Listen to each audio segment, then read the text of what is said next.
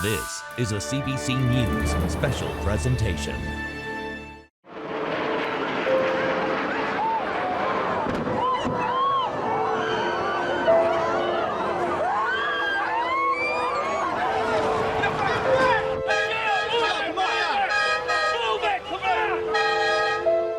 Two airplanes have crashed into the World Trade Center in an apparent terrorist attack on our country. There's the plane, you can't miss that.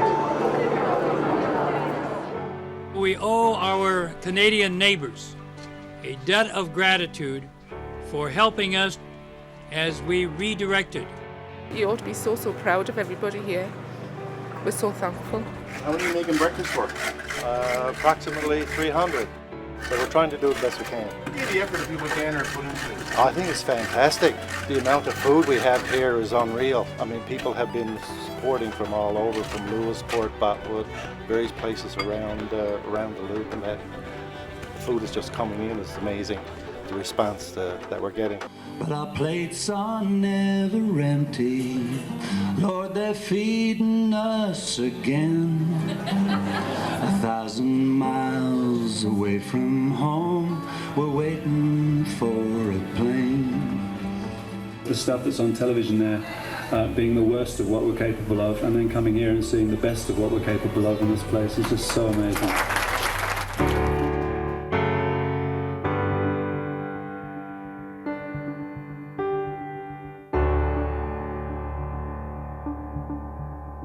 Welcome to the Gander International Airport for our special coverage of 9/11 20 years later. I'm Anthony Germain. Well, this is the place where 38 planes were diverted, more than 6,000 passengers processed through here, even though there was only one single immigration customs officer on duty that day.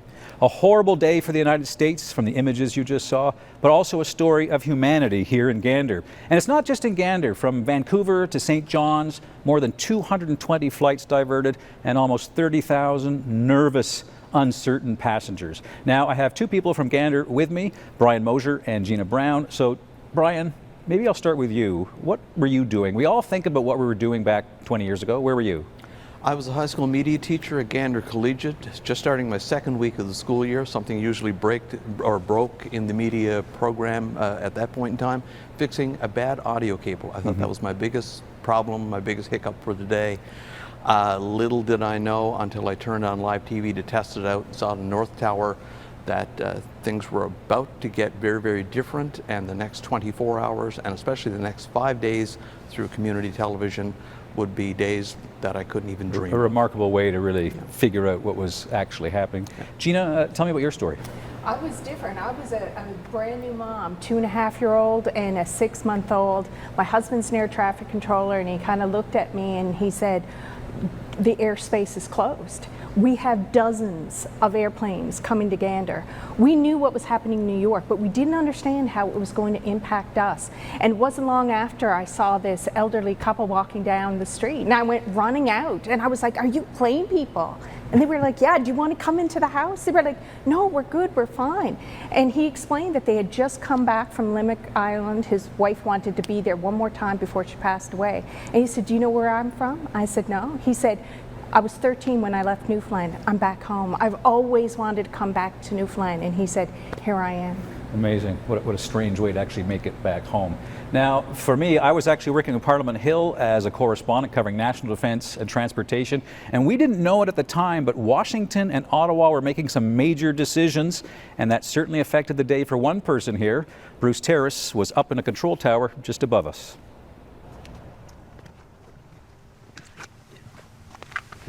It's hard to believe 20 years. It is very hard to believe it's 20 years. Walk me through what happened when you arrived here that morning 20 years ago. It was a pretty slow morning. It was a beautiful day. We had a group that normally met at 10:30 every morning for coffee, and I was on my way down to that when I got a phone call from one of my counterparts in Ottawa saying that an aircraft had hit the World Trade Center. So I went down and told the group that I wasn't going to make coffee. An aircraft had hit the World Trade Center. I was going to go back upstairs and follow it. And by the time I got back upstairs, the second aircraft had hit the World Trade Center. And shortly after the Americans closed their airspace, Canada closed their airspace, and everybody started coming in here. So I gather as the day unfolded, Gander itself, had a lot of people to absorb, right? Well, by the numbers, I think the population of the town went up by about 60% in about 2 hours. So once we get all these aircraft on the ground, now what do we do with all the people? And how quickly did that all come together? I came together in a matter of hours. Like it was amazing to me at the time, and when I look back on it, it still is amazing just how fast that happened. And some of the things that happened that day were, like, at the time, the school bus drivers, for example, were all on strike.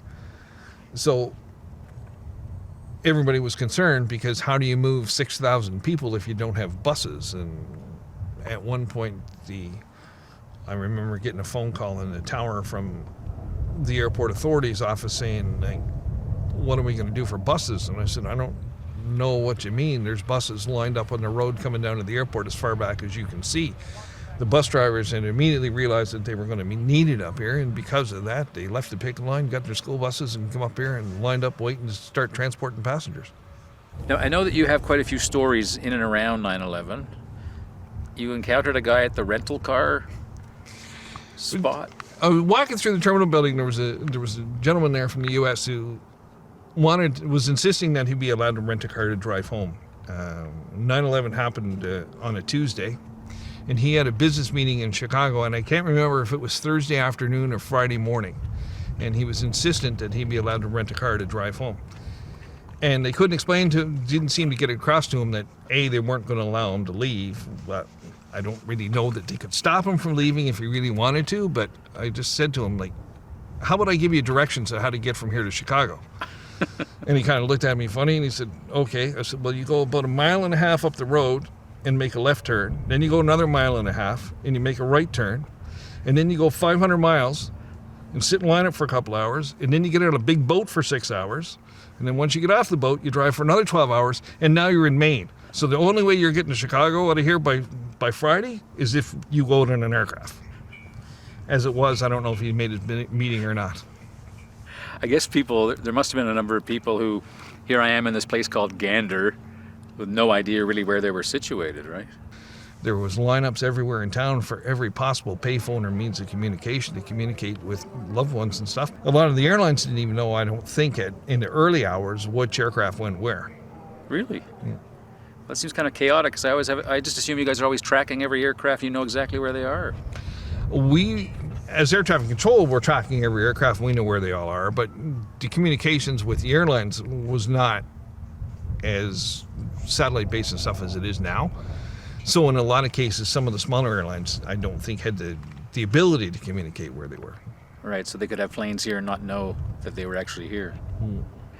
How proud are you as a Newfoundlander about how the province and different communities like Gander responded to the events 20 years ago?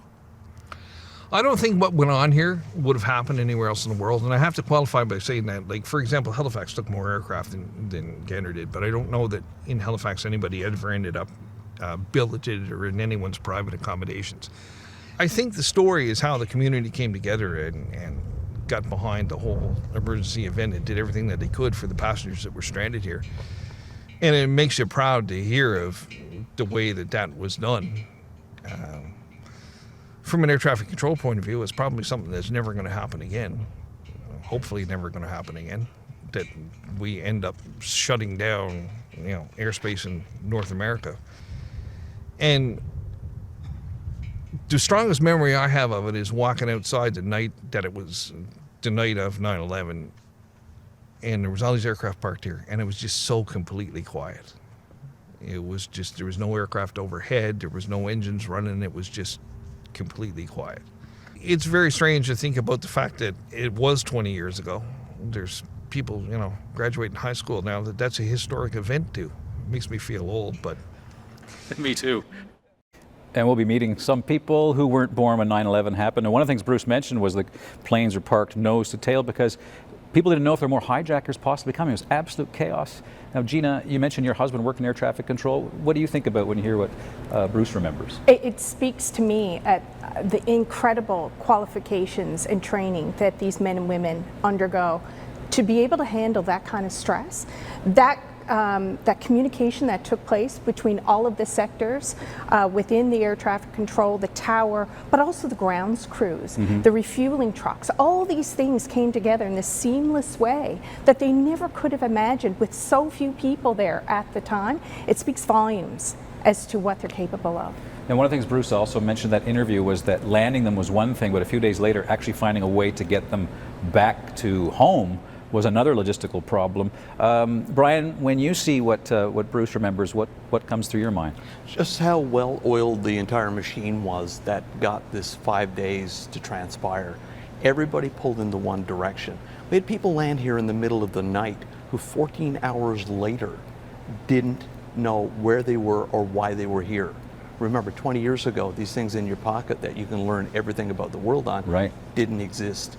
And so many people kicked in to comfort people, make sure they were fed, and it all pulled into one direction. And what an amazing end result we had here in town. Now, just looking about the logistics alone were a big consideration, and people forget that there was a lot that could have gone wrong in everything that was happening here 20 years ago today. If you think about it, as Bruce said, 6,500 people. Gander had fewer than 10,000 people, so the population more than doubled in about 3.5 hours. So how did they make sure that everything actually worked as smoothly as Gina and Brian have said? Well, it all depended on generosity of volunteers. Hi, my name is Betty Mullally Moulton, and I'm from Gander, Newfoundland. September the 11th, I was a social worker working with the Military Family Resource Centre and 9 Gander. I guess the biggest understanding for me was the level of cooperation and the level of preparedness that was exhibited that day. And I think that it's important to realise that this level of preparedness was something that had been accumulated for decades in Gander, from airplane crashes where we developed systems such as the emergency operations centres that would be activated at the airport. We built up our partnerships and we built the capacity to respond to any large-scale emergency. Between the mid-80s to the early 90s, there were thousands of refugees who came into Gander. We're coming to Canada. We were the first point of entry from Europe. You want to see an immigration officer? These refugees were from countries that spoke different languages than what we did. They had different cultural backgrounds, they had different religious ideologies, but they were greeted in such a respected and caring manner. And I think that's important for people to recognise. There was always a community capacity that was built over decades that allowed us to not only welcome and provide kindness and caring and social integration, but also to coordinate a large-scale response in a very short time frame.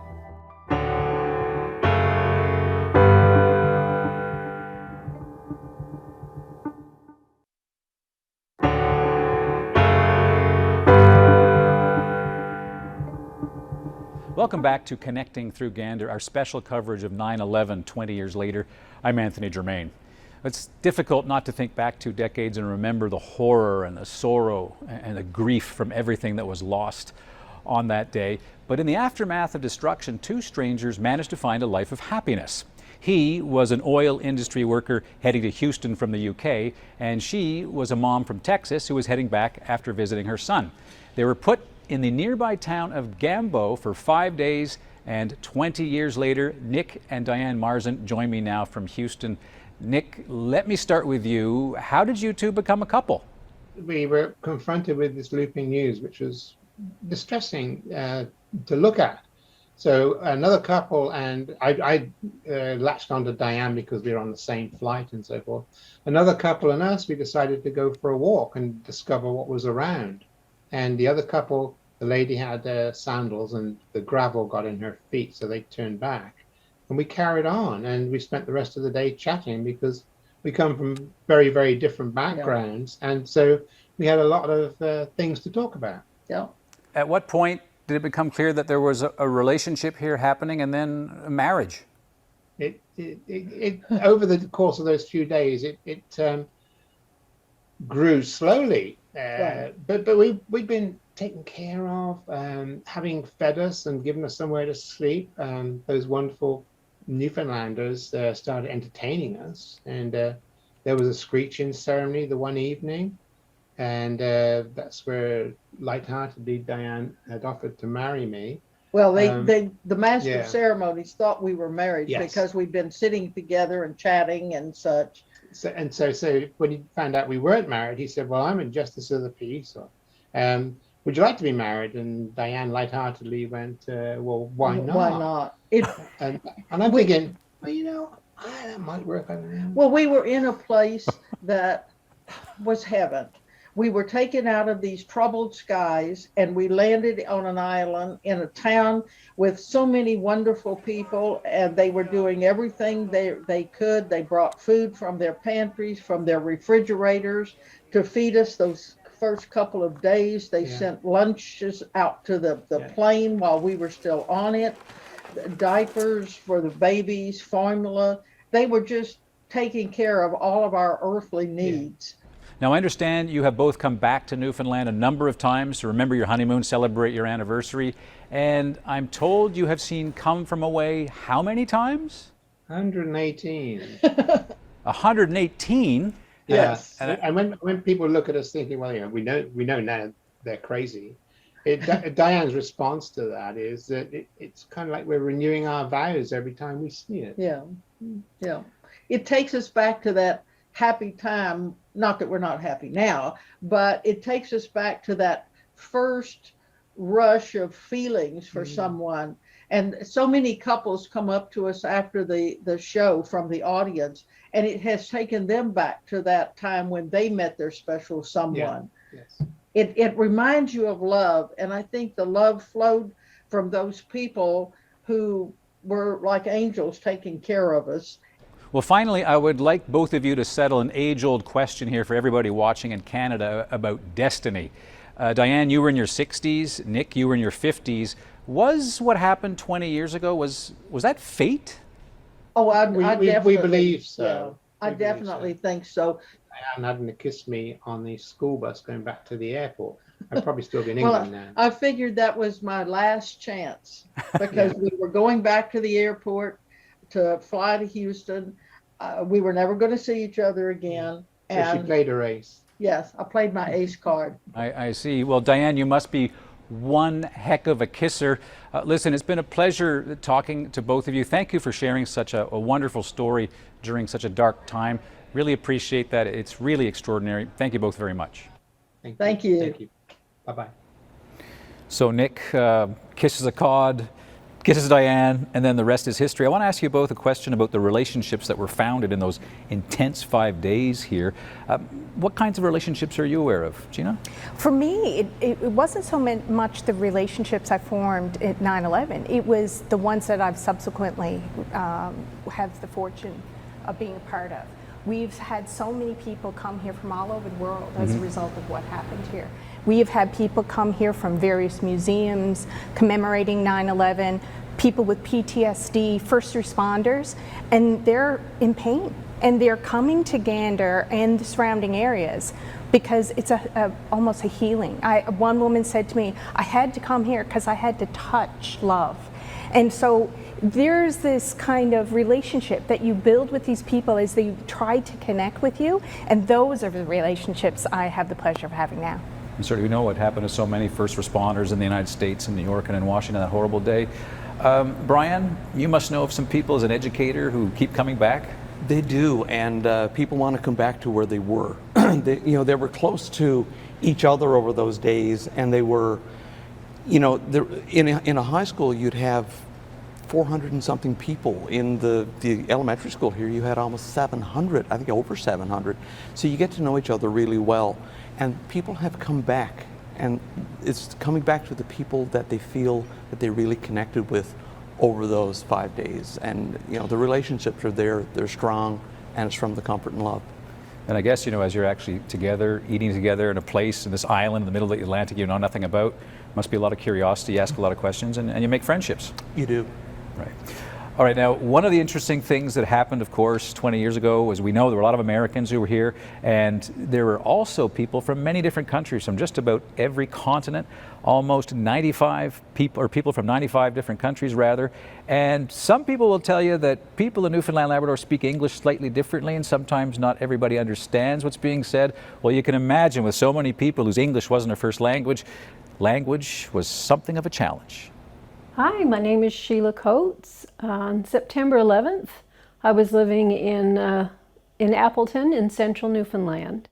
The passengers on those flights were not necessarily all Americans. In fact, for several that we had at the hall, English wasn't their first language. For some of them, it wasn't a language that they had any facility in at all. There was one man, the guy in the white shirt. Again, I have no idea what his name was. 40-ish man, and he seemed to be sort of wandering around on his own as well. And of course I'm trying to communicate with him, and it's not happening. He's just smiling and nodding at me. I remembered a family in Gander who had immigrated here post-war. He had worked at the airport. So I asked Mr. Manco if he could come out to Appleton, just cold called him. I asked Mr. Manco, could you speak to him? Could you try to say hi? And he did. And this gentleman, his eyes lit up. I mean, I have shivers even still thinking about that moment. And they reached out and held each other's hands for the longest time. And like he was talking to somebody who knew everything he was saying. From that moment on, every time he saw me, he put his hand up on his heart. He was over watching another couple gentlemen play chess. So I ran to a friend's house and got a chessboard. And of course, the night that they all left, they had the windows down on the bus and the rain was pouring over the windows, and the last thing that I can think from that night was that gentleman from Northern Europe on the bus with his hand up on his chest saying goodbye to me. And I remember after the last bus left, we came back in the hall and we all sat here. And we just hugged each other and cried.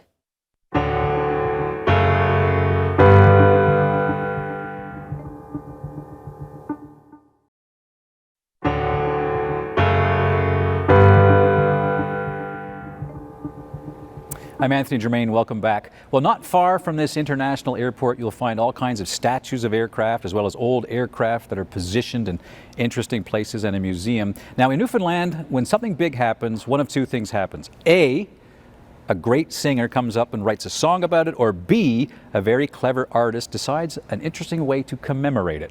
Have a look. Since I started making public art, so about 5 years ago, I have seen there's many wire planes around Gander because of course it's an aviation town. I've seen those planes and I have said, I'd really love to get my hands and my yarn on those. This year the anniversary was coming up, and I thought that it would just be a great opportunity to work with the town to offer something different. So I'm using doilies. I'm going to string, for every doily I'll attach probably 6 to 12 strings, and then I'll be able to affix them and tie them on to the sculpture of the plane. It'll be very reminiscent of spider webs. So, the idea behind it all is that there's a web of connections that was made through all these people who came to Gander at that time, but then there's also the web of the community that embrace them during that. I think it's important for art to be accessible, so I think this is an event where we're caught up in the storm of COVID and distancing and difficulty being around one another, but this is an opportunity for everybody in town to celebrate the history of Gander in general as like an aviation community, but also the warmth and hospitality that they brought to the world when everyone was really frightened.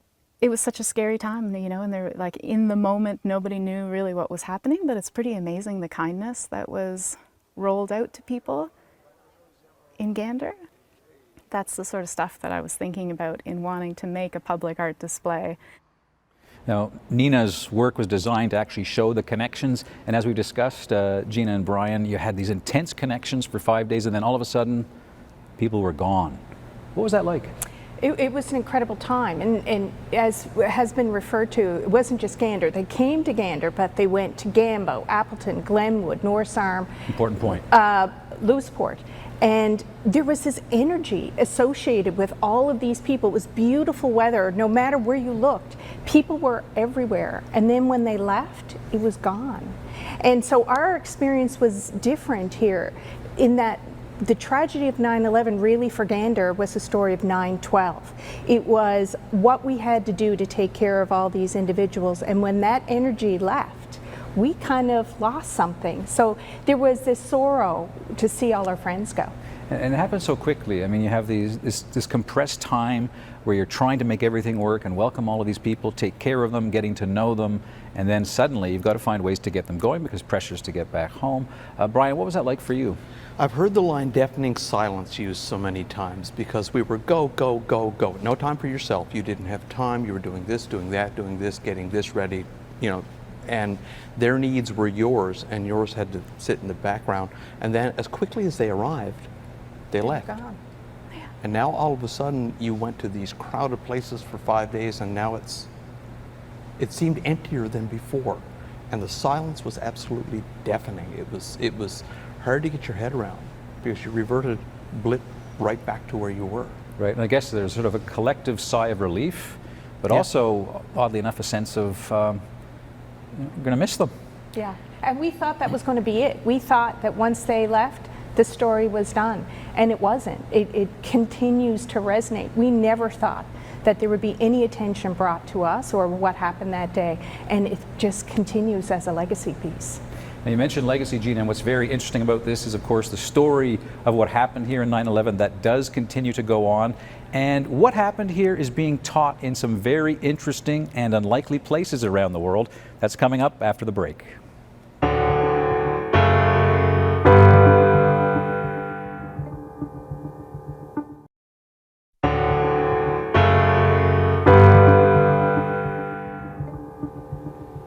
Welcome back. I'm Anthony Germain. Well, when we think back to 9/11, it's very difficult to imagine back then that any kind of event would eclipse what happened, and yet here we are living in a global pandemic. And yet, despite this pandemic, the legacy of what happened in Gander in this province, it lives on in many, many other countries. And we're going to go now to a school near Houston, Texas, where some people who weren't even born when 9/11 happened are still learning about it.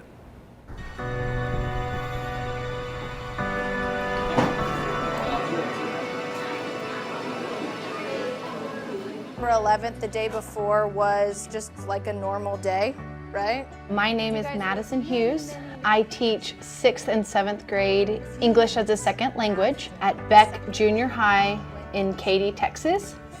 And I got interested in teaching about what happened in Newfoundland when I was in New York City in 2018, seeing the performance Come From Away.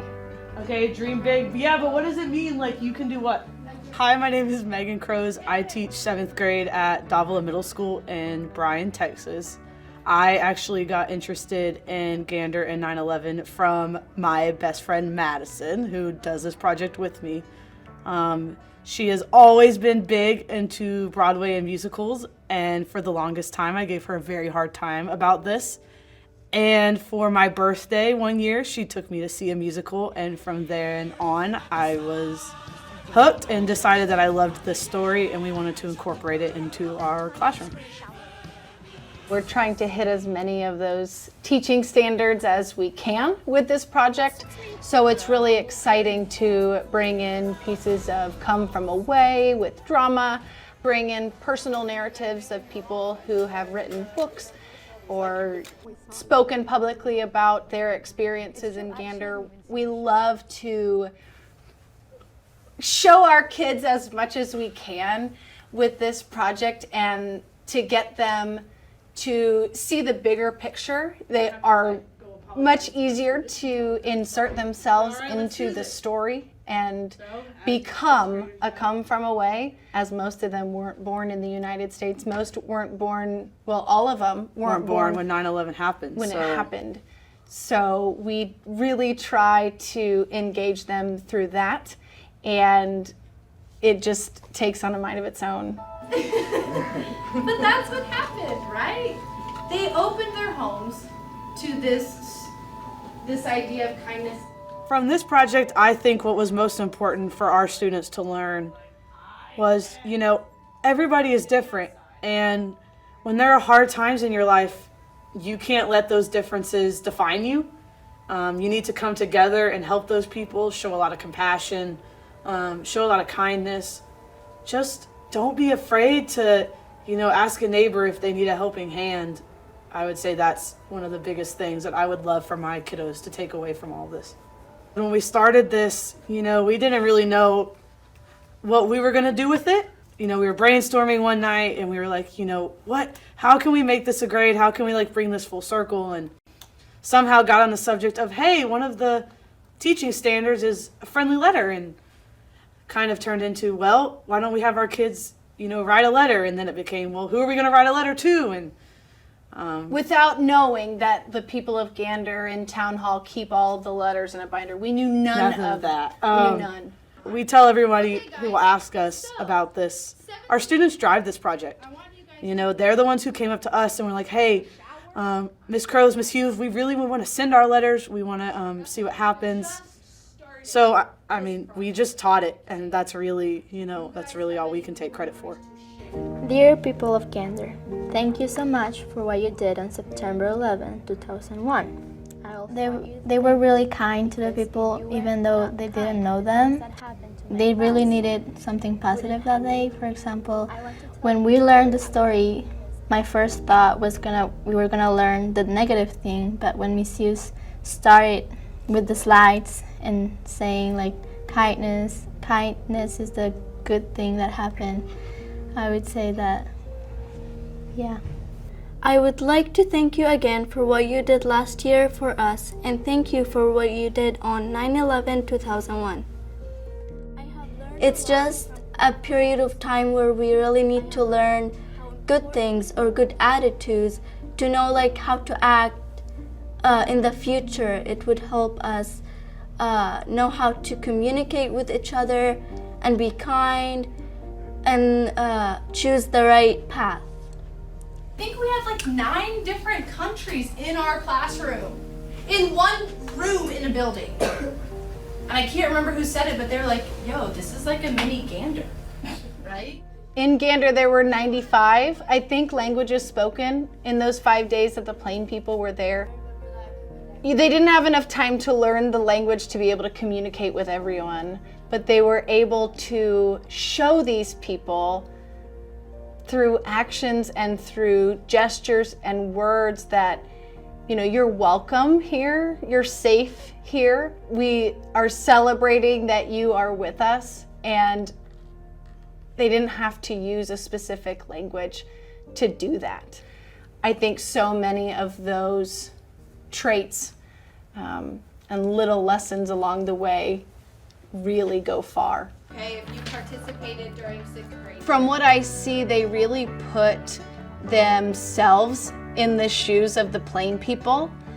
A lot of my kids remember that first day on American soil when they too were dropped in a place where they couldn't speak the language. They didn't know what people were saying to them. They know that feeling, and so they really pour their hearts out with these letters because it's almost like the kids were there and they know how it feels to be welcomed by someone, to be seen by someone, and they really take this project on themselves, and they are so proud, so excited to be a part of it. It really changed the dynamic of my classroom culture. I mean, suddenly my students are quoting, you know, well, what would the people of Gander do if, you know, maybe somebody wasn't being the kindest kid in class? or using Mayor Claude and Captain Beverly Bass as their helps examples in their essays that they would write, bringing in that historical knowledge into their writing. So I think for me, I was kind of mind blown of like, wow, they took this story and they ran with it, and it didn't stop after we taught it. It kept going in everything that we did. So there you have, interesting, the very start of the school year in the United States. They're actually talking about this place and where we are right now. Brian, you're an educator for more than 3 decades. More than 3 decades, 31 years, yeah. What are your thoughts about something like this? It's so amazing, and I've always loved seeing the extras being done in the classroom, and these 2 teachers that we just watched are doing that, you know, and they're showing through doing the extras an appreciation for what happened. It's also nice to see that, you know, what this town and the people in this town and surrounding areas did is something that you'd want to teach to kids as, you know, something that was really, really nice. Obviously, that wasn't going through our heads 20 years ago. But now, when it has become a part of something they want to learn about, it's amazing to see it being taught in schools so far away. It's also interesting that given the way teachers might approach 9/11 in the United States, that there's one place where there's a focus outside, because one might think, you know, that the focus would be on the horrible things that happen in New York and Washington. Gina, what are your thoughts? I can't express the pride I feel watching something like that. As a Newfoundlander and Labradorian, and try not to get emotional, but the people here are amazing. We've eked out centuries of living on this rock by facing either man-made or natural disasters, by coming together. And to see something like that and realize that we as a people are being held up as an example for children. As a mom, I tell my kids every day, well, not every day, but frequently, I say, try to make this world a better place because you're in it. And those teachers are doing that. And we're being held up as an example of that. It's beyond words. And I think also during this time of the global pandemic, so many of us have been stressed, not feeling ourselves, the anxiety, and some people call it plague fatigue. And yet when you look back at this, there's actually something for people in Gander, and actually all Canadians, to actually feel good about how we responded to this horrible dark day when the United States was hurt so badly. Brian? It's amazing what kindness can do and how far the word of your kindness will travel, you know, and it's so easy to do, and it's free, you know, a smile, a hug, letting somebody know you care about them. And I think that was the basis where we started that day. It's easy to do, but it's hard in this time, because never, I think, in so many years has there been such a divide. So kindness like that can just make such a difference in human connection. Now, you noticed in that story as well, there were kids in that class from all over the world. Well, Gander's face has changed a bit in 20 years, with other people coming here because of kindness. My name is Talal Ibrahim. I came with my family from Turkey to Canada in 2016, just in September, so it's now 5 years. I lived in Homs in Syria, and in 2011 the revolution started, and I call it revolution because people were protesting against the president, and after that it turned to be war, and it was really very ugly war. So I left Syria in 2015. We reached to the point, me and my wife, you know, we can't handle it anymore. We were in the area were under government control, but it isn't safe, you know, the mortars was falling every day.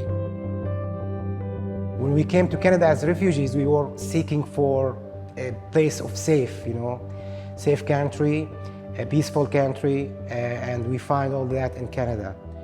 When I arrived to Gander, after 2 months, they have this show, Come From Away, and we were invited, and I didn't have any idea what it's about. And I just realized that it's about the passenger who landed in Gander airport and who were received very welcome by the people of Gander. And the experiment repeated itself after 20 years when people of Gander received us too. They were very kind, they were very friendly with us. When you walk on the street, you know, you see everyone saying hi to you, you know, and if you are in trouble, and for example, you're stuck in snow in the street, you will find many people who are ready to help you. So I'm so proud to be a member of Gander Town. We have friends here in Gander, they have cabin, and they invited us in summer. So I tried how to live in cabin, and it was fantastic. I tried the quad for the first time. Oh my God, I love it. So I go to the mud, to the lake. You know, we love it. The kids love it too. The first year was really difficult for us to adjust it, you know, to adjust with it, you know, and get settled. But now, if I go to St. John's, for example, I spend a few days. I want to come back home. So I considered Gander my home. So, yeah, I think I will live here for long, more than expected.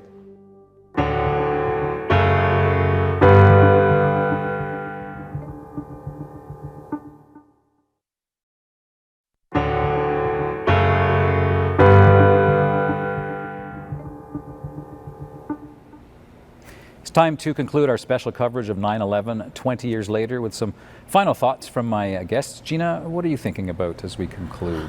Although it's been 20 years, I think it's really important for us to remember that for first responders, survivors of 9/11, there are people still in a lot of physical and emotional pain. And I think it's important for them to realize that we're still thinking of them, even as you face these things and continue with this, our hearts are with you. And you're talking about people not just in the United States, but also people here, right? Absolutely. There are Canadians, I believe it was 22 Canadians that died that day. There are families still very much impacted in Canada that are living this. Every 9/11, they go through all of the feelings and the emotions that they experienced that day. And I think it's important that while we remember in this special the love and kindness that took place, that it was born out of tragedy, and it's important that that's never forgotten. Right. Brian? It's still hard to get your head around the fact that it has been 20 years, 2 decades since all this happened. You know, what was current affairs is now modern history. The oldest student in school would not be born for another 2 years when this happened. And, you know, that's a long, long time ago. But at the same time, for those of us that were here on the ground, the memories are fresh, they're vivid. You relive moments when you think back and they're there and they're just as fresh as the day they happened. And, you know, not realizing where all this was going to go, certainly we never had time 20 years ago. It's pretty amazing where all this has taken all of us, and the sense of pride and good feeling that you feel for the place where you live and the surrounding areas. It's almost also reminds me a bit of Remembrance Day in a sad sense that some of the people who really helped out 20 years ago, they're not here today. And I noticed going around, people are talking about what their pop did, what their nan did. And so many of the people who were there, as you point out, Brian, I mean, this is actually fading into a historic event and not a contemporary one. I think it's also interesting to consider that children like my first 2 children who were here but don't remember anything about it or don't know about it. And it's really our responsibility to make sure that we tell those stories, we keep it fresh, and they understand how pertinent it is in today's world to keep those lessons a part of their lives. An important reminder, as I think we've made in the special, that almost like Pearl Harbor or the Kennedy assassination, this is one of those days, if you're our age, you remember it, but there's a generation for whom this was not a memory. That's right. I want to thank you both so much for helping us this evening as we look back at 20 years ago. Thank you both very much for being here. Thank you. And Thank Anthony, you. we always have the kettle on if you ever want to come here. I'll be back. So that's pretty much it for our special. I really hope that you've taken away some inspiration from some of the stories that you've seen tonight. It was a remarkable day, and as horrific as it was, there was also some humanity to think about as we look back. Now, some Americans have asked us here in Newfoundland, why would you let perfect strangers enter your house for any reason? And when you talk to people in central Newfoundland and ask that question, they will tell you it's just what we do. I'm Anthony Germain. Thank you so much for watching this evening. We're going to leave you now with some thank yous from friends that were made 20 years ago. Hi from Reno, Nevada. My name is Kelly Russell, and I was on United Flight 929 on September 11th, 20 years ago. Well, greetings from Auckland, New Zealand. My name is Elias Canaris, and I was on United Airlines flight UA 929. Hi, my name is Carrie, and I was flying from Dublin, Ireland to Newark, New Jersey on September 11th. Hello, my name is Stephen Brecker, and on 9/11 I was on Virgin Atlantic flight VS21. Hi, my name is Lynn. I'm from Glasgow in Scotland. I was travelling by myself to Chicago when I landed in Gander. We're Billy, Beth, and Deanna Wakefield from Tennessee, and we were on day 26 of our adoption trip on September 11th of 2001, and just before U.S. airspace we were diverted to Gander. I felt then, as I do now, that on that day we experienced the worst and the best of humanity. And 20 years later, all I want to say is thank you, Gander. I think of you often. You treated us with utmost kindness and opened your homes and your hearts to us, and for that I deeply, deeply thank you. And they didn't care about color, religion, and anything. They just were there to help. If it wasn't for you giving up your time, giving up your food and your homes to us, we would have crumbled. In amongst all the craziness, all I can ever remember feeling was safe and looked after. In some ways, obviously it was the worst time for everybody, but they made a bad time much better for us, so we really do appreciate everything. Anyone I meet till this day, I always tell them the story about my time in Glenwood and in Gander and how fabulous the people were. And I still get choked up thinking about the kindness that was shown to me. And I just want to say thank you to everyone in Gander and Glenwood. Thanks for everything. We appreciate you so much. Bye for now. Your kindness and generosity has never been forgotten. Thank you so much, and take care.